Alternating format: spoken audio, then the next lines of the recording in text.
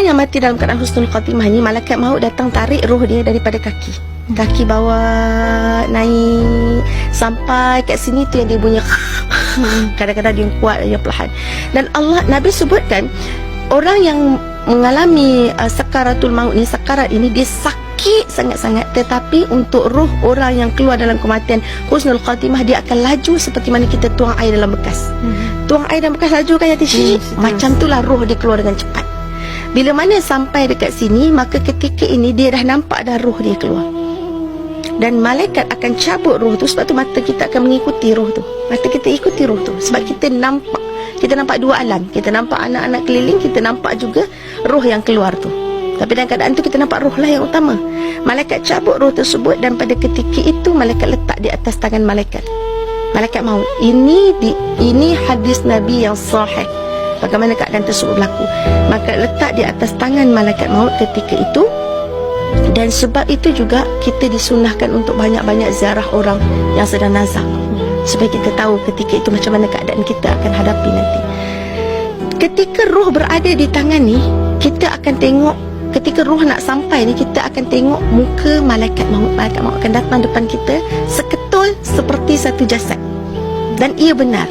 Kalau kita duduk kat belakang, orang ada lalu belakang pun kita dah rasa macam siapa ni, kita pun dah rasa semacam ini kan satu malaikat jasad datang depan kita, bagi tahu yang dia nak ambil nyawa kita atas perintah Allah. Macam mana keadaan kita, tubuh kita ketika itu. Itulah kali pertama dibukakan alam ghaib untuk kita. Itulah kali pertama dibukakan wajah malaikat maut untuk kita. Itulah kali pertama kita dapat melihat roh kita sendiri. Maka ketika malaikat maut datang, kita boleh bayangkan ya tuan-tuan, puan-puan, macam mana badan kita waktu tu bila malaikat nak ambil roh dia, nak ambil roh kita dan letak dekat tangan dia.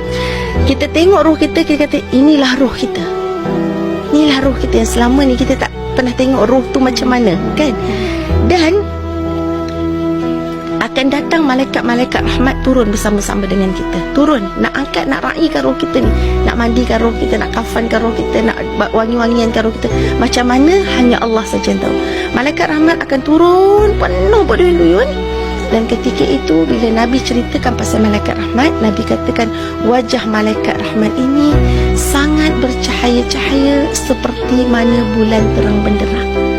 Itulah tandanya kematian husnul khatimah.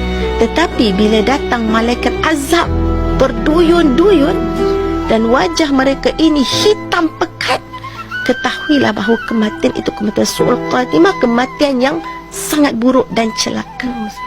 Jadi pada ketika itu kita dah sebenarnya tahu antara tempat kita di syurga atau di neraka, walaupun kita akan melalui banyak proses lagi. Selepas itu juga roh itu akan mula melihat di mana anak dia berada, tengah main game ke, tengah tengok TV ke, tengah gaduh pasal harta ke, ataupun anak dia duduk di sisi-sisi dia untuk membacakan Yasin, untuk doakan kebaikan. Subhanallah. Jadi apa pesanan ustazah pada ketika kita nampak keadaan itu sebenarnya dah tak berguna dah, kan dah tak boleh patah balik dah, pintu taubat pun dah tertutup, dah nampak roh kita sendiri dah pun. Kita mungkin menyangka benda tu mimpi, tapi itulah kebenaran permulaan kehidupan. Jadi bagaimana kita nak hadapi keadaan kematian yang ustazah masih bercakap di sini belum mati, orang lain yang masih mendengar belum mati, orang lain dah pergi dah rasa dah kematian tu macam mana. Jadi bersedia mulai hari ini, ubah planning hidup kita. Kalau selama ni gaduh, berbaloi ke bergaduh besar untuk duduk simpan dalam neraka? Berbaloi ke untuk ucap benda-benda kotor, pukul isteri tengking suami, anak biadab dengan mak ayah, zakat kedekut nak keluar untuk kita dibakar dalam api neraka? Belum cakap pasal bakar, baru nak ambil nyawa pun dalam keadaan azab. Sangat tak berbaloi, kan? Jadi mulai hari ini azam untuk jadi orang baik, orang soleh. Saya bukan orang baik, tapi saya nak jadi lebih baik di sisi Allah. Bantu saya, Allah bantu saya, bantu saya. Bila kita lebih minta bantuan dengan Allah, Allah ya Fatah, Allah ya Fatah, Allah ya Fatah, Allah buka jalan, Allah buka jalan, Allah buka jalan, Allah akan bagi kita bantuan insya-Allah.